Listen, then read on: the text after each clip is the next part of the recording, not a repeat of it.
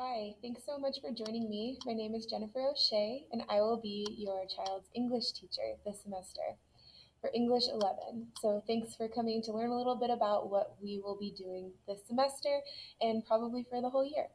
Well, let me make myself a little bit smaller here, and I'll talk a little bit about me and what we'll focus on in English 11, and then ways that you can find what you need. So, a little bit about me. That is a picture up there top of my family, my husband, myself, and our two kids who we recently, just a couple days ago, signed adoption papers for them to be a part of our family forever. We're really excited. It's been a long year going through the process, but it's final and we can't wait to move forward with our lives. And I love to share all of these details with my students as well. I love music and dancing, and I love to travel. In my youth, I've been to many different countries and had some cool adventures. And with my husband, and now with our kids, we hope to get to different states and then one day go back to traveling the world. I did grow up in Santa Clarita. I went to Saugus High School and graduated in the late 90s. Headed off to Point Loma Nazarene University in San Diego, where I earned my bachelor's degree in journalism. I love writing, I love people, I love story, and all of that together is what I value about journalism. And then when I came home, I did move back home to Santa Clarita, and just journalism at that moment wasn't something that I felt I was fitting into. And so I decided that I would like to be a teacher. And I went to CSUN and I earned my credential in secondary English, in single subject English. And then I ended up getting my master's degree in secondary English education. And I focused a lot on writing in that subject area. Um, Before I got my master's, though, I did get my very first job at West Ranch High School. I taught there for 12 years. And in those 12 years, I taught many different English classes, some really great electives like Yes, I Can, which we do offer here at Canyon. And I was lucky enough to be able to advise the student newspaper for 6 years and also the yearbook, which was so much fun. But then 12 years into that, I was very happy, ready to stay there. I was offered a full time teaching position at the Master's University to be a journalism and communications professor. I took that opportunity and it was awesome. Such a great 2 years of learning and teaching and connecting at the college level. And I really enjoyed that time.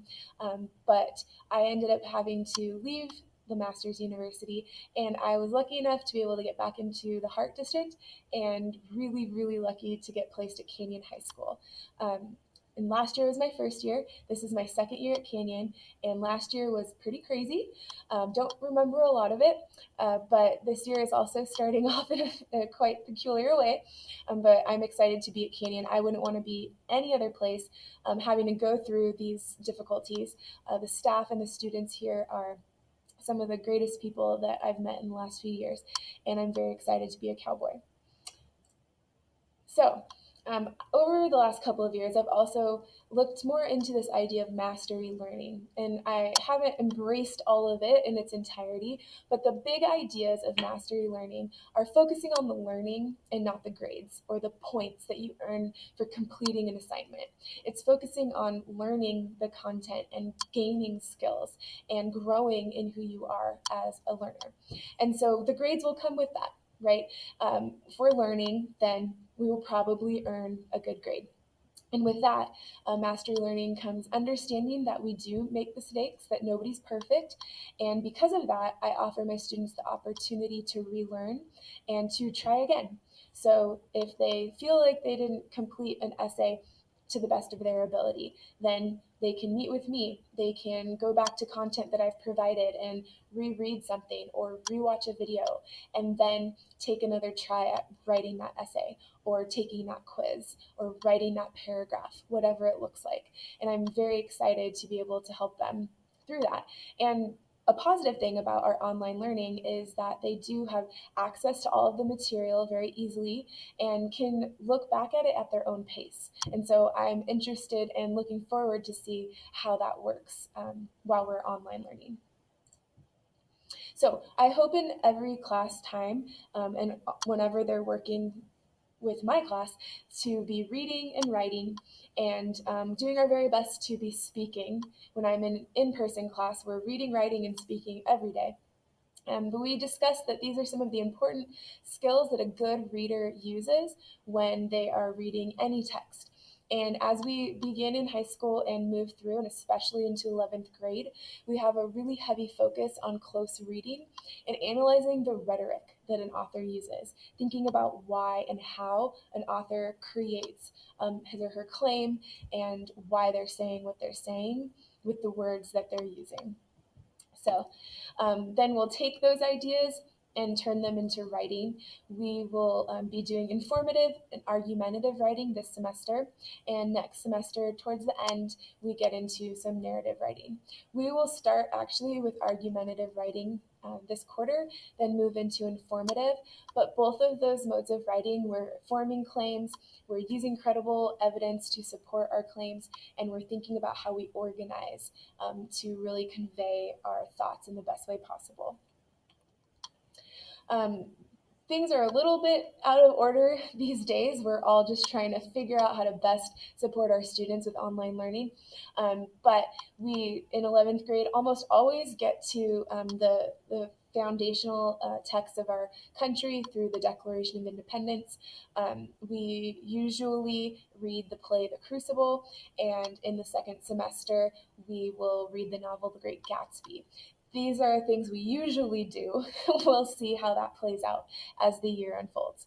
But we will be reading plenty of nonfiction texts and probably getting into the My Perspectives textbook as well. So having access to that is very important.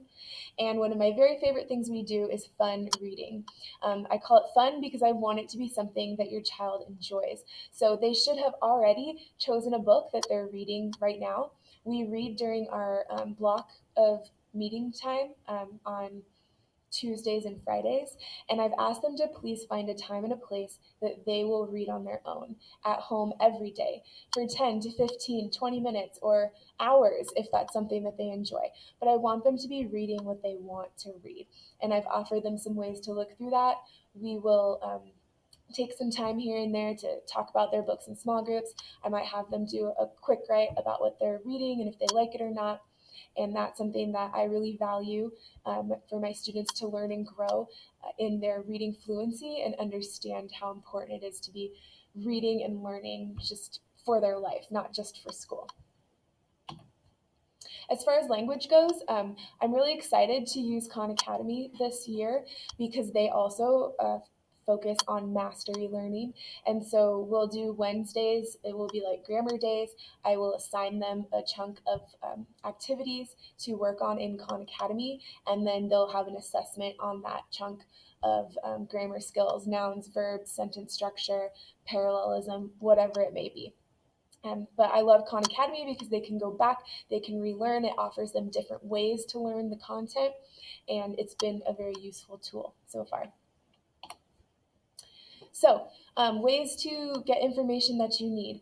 I suggest checking in on your student's Google Classroom. So, you need to sit down with your child and have him or her show you what is going on in Google Classroom, because you as a guardian parent are signed up to receive weekly updates, but you actually don't see it from the student's perspective. So sit down, have them show you what's going on, what it looks like, and then you'll get a little bit more of what they see and not just an update of what's missing and what they're assigned. Also, I can show you under classwork is where you're going to want to find all of these things. Some documents you may want to download. The course outline information has all of the information about materials that I want them to have, the way that I do grading, and any other ways to contact me would be here, and you can download that so you always have access to it and you don't have to check Google Classroom. And you can also find the course outline that you can download from Google Classroom as well. However, I have sent that course outline through Infinite Campus, so you should have received an email with that attachment. And I recommend checking Infinite Campus regularly. In a week or two, I will have the grades updated. So that's something that you'll want to check and just see what they're missing. But you can also see that in Google Classroom as well. So Infinite Campus and Google Classroom are really great ways to check in and make sure that your child is on track and learning. So please feel free to contact me.